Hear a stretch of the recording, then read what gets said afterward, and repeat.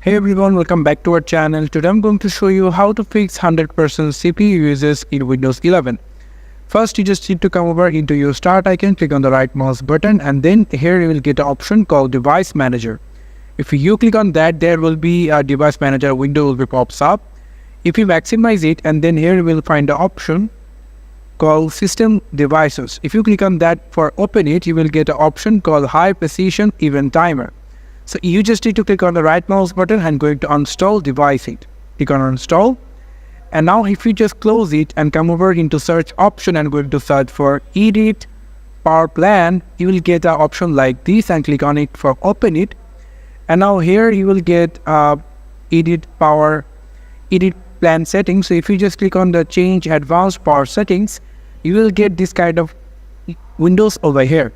And now here, what you need to do, you just need to click on this balance and active option over here.